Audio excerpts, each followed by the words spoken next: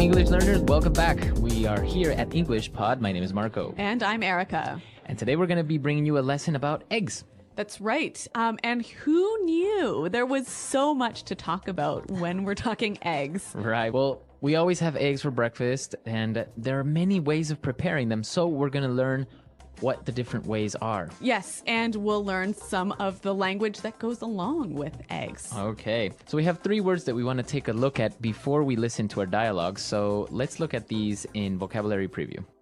Vocabulary preview. Our preview word for this lesson is picky. Picky. Picky. Picky. So picky is an interesting adjective.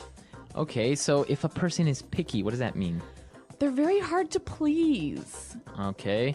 So if your boss is picky and you give him a report and maybe it has, I don't know, a couple of mistakes or something. Yeah, he'll say, do it again. Change this, this, and this. Okay. So if you are picky, you want everything to be perfect. Okay. And if there's one small thing that's not, you won't be happy. Okay. So picky. Interesting word. Now our next word, yolk. Yolk. Yolk. Y-O-L-K. Yolk. So this word is actually not in the dialogue. It's not in the dialogue, but it's important that you know, right? Okay, so if you have an egg, the yellow part is called the yolk. Okay. And what about the other part? The white. The white. The white. Or also called the egg white, right? Yes, egg white. Okay, so pretty simple. Yolk and egg white. Let's listen to our dialogue. We are going to be listening to a couple who are having breakfast. Wow, you're up early today. What's for breakfast? Well, I felt like baking, so I made some muffins. Smells good. I'll make some coffee. Do you want me to make you some eggs? Sure, I'll take mine sunny side up. Phew. I don't know how you can eat your eggs like that. Ever since I was small, I've had eggs and soldiers. You know, my dad had scrambled eggs every morning for 20 years. It drove my mom crazy. You know what really drives me crazy? When I ask for soft-boiled eggs and they overcook them so they come out hard-boiled. How can you dip your toast into a hard-boiled egg? You're so picky sometimes. Here you go, honey. Fried eggs. Damn it! I said sunny side up. How many times do I have to tell you?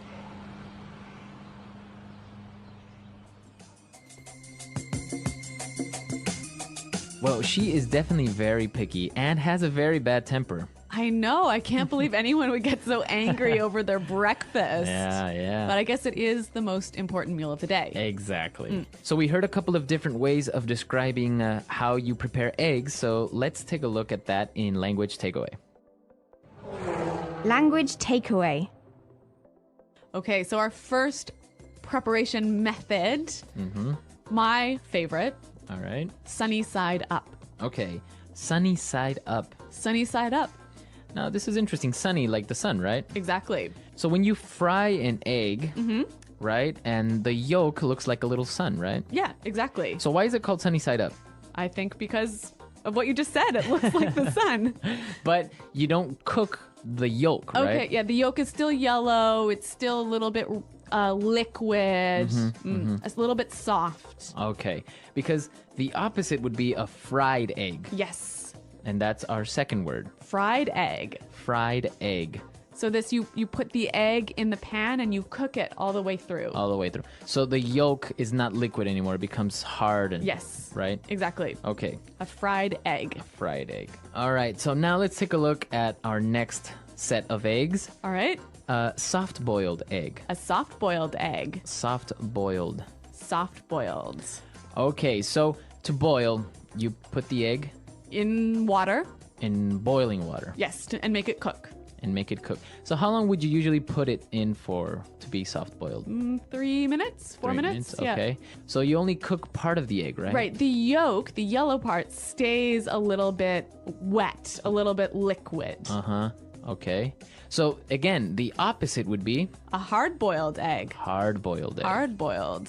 So hard-boiled is when you cook the entire egg again. Yes, so then it's hard like a ball. The entire egg. So with this soft-boiled and hard-boiled eggs, this takes us to our next form, Eggs and soldiers. Eggs and soldiers. Eggs and soldiers. Eggs and soldiers. Now, this is really interesting. I didn't really know about this before. It kind of sounds like you're having eggs with a group of soldiers from the army. Well, this is a very British way of eating eggs. So you have your soft boiled egg in a cup, and you have a piece of toast. But the toast is cut into long pieces. Okay. And then you take those pieces and you dip them into the egg yolk. Oh, It's delicious. It's good. Yeah. Ah. Typical English way of eating eggs. Okay, so eggs and soldiers. Interesting. And this takes us to our last form of egg preparation and probably the most popular. Yes. Scrambled eggs. Scrambled eggs. Scrambled eggs. Take eggs, put them in a pan, and then you just move them all over the place. Mix them all up. Mix them all up. So the yolk and the white are mixed together. Mixed together. All right. So we've looked at a lot of egg preparation, and now we can listen to our dialogue for the second time, and then we'll come back and look at some phrases.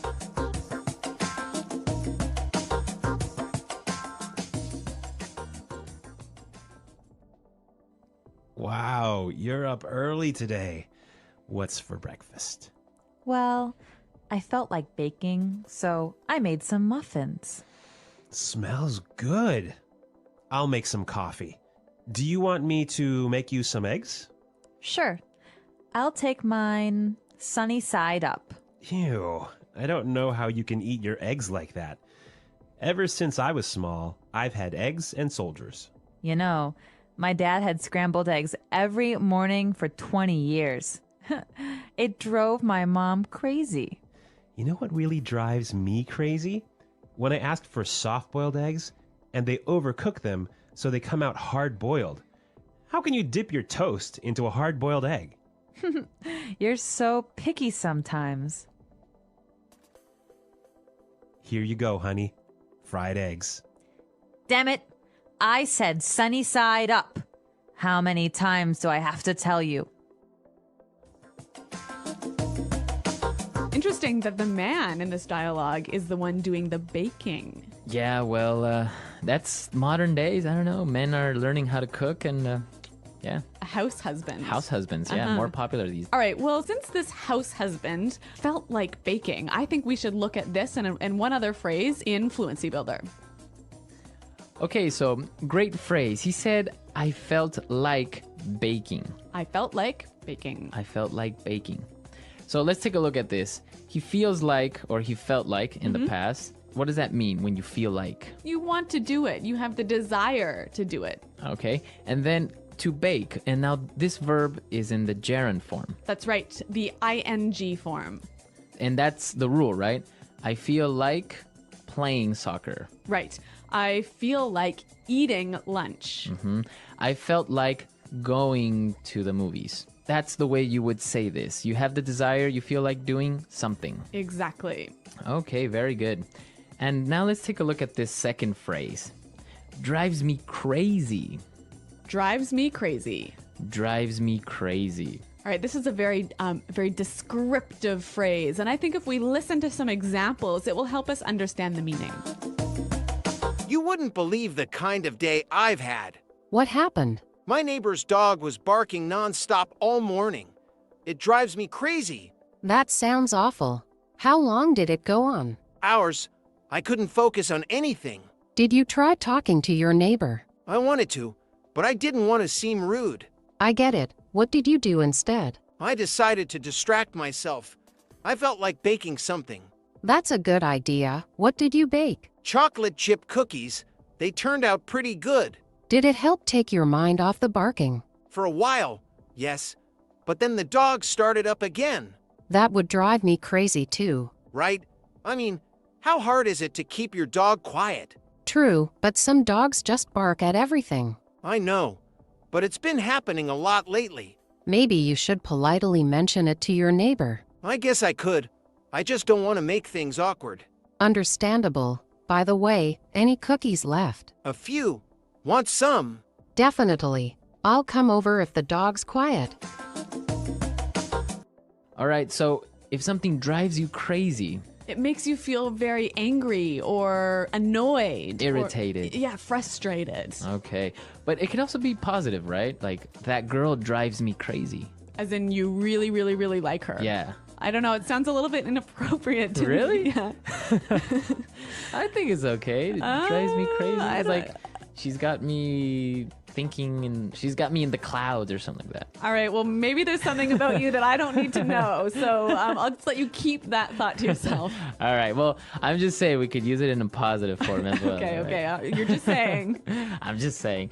All right, so drives me crazy. Really great phrase, and you can use it in all of these different situations like we heard. So let's listen to our dialogue for the last time, and then we'll come back and talk a little bit more. Wow, you're up early today. What's for breakfast? Well, I felt like baking, so I made some muffins. Smells good. I'll make some coffee. Do you want me to make you some eggs? Sure, I'll take mine sunny side up. Ew. I don't know how you can eat your eggs like that. Ever since I was small, I've had eggs and soldiers. You know, my dad had scrambled eggs every morning for 20 years. It drove my mom crazy. You know what really drives me crazy? When I ask for soft-boiled eggs and they overcook them so that they come out hard-boiled. How can you dip your toast into a hard-boiled egg? You're so picky sometimes.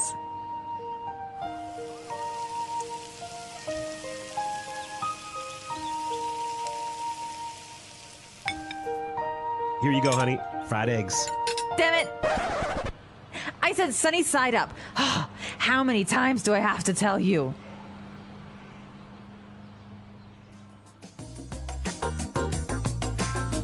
Well, I think there are some people who really, really love eating eggs for breakfast and some people who just can't stand it. Yeah, I don't know who, though. I mean, who doesn't like eggs in the morning, I know, I'm a big fan. right? Yeah. Eggs, bacon, toast. Yes. Good stuff. Traditional American type breakfast. Now, you were telling me that you have some traditions when you eat eggs. I know. I'm not sure if this is just in my family, but I think actually it might be common with other people as well. When you eat a soft-boiled or hard-boiled egg, you have to, eat all of the egg outside of the shell, and then you have to break the bottom of the shell after you finished, Why? so that the fairies who live in your egg cup can come out. So it's kind of like a superstition. Yeah, I guess it is. Interesting. Yeah. So I don't know. You guys, do you have any egg traditions or any other crazy food stories like that? Well, for example, I was telling you that when I prepare scrambled eggs, sometimes I like to take some rice, some rice that has already been cooked, put it in the pan, and then take some eggs, 2 eggs, put it on top of the rice, and scramble the rice with the eggs. Okay, for breakfast? Yeah, it could be for breakfast. Really? Yeah, a little bit, not like a huge plate of rice. Or maybe at night, you don't have anything to eat. Okay. Scrambled eggs Yep. with rice. It's a poor man's food. All right. Well, it's also a quick man's food. Yeah, exactly. So let us know if you guys have any egg preparations or any special egg recipes or traditions that you Yes. practice. Well, we're out of time for today, but until next time, bye.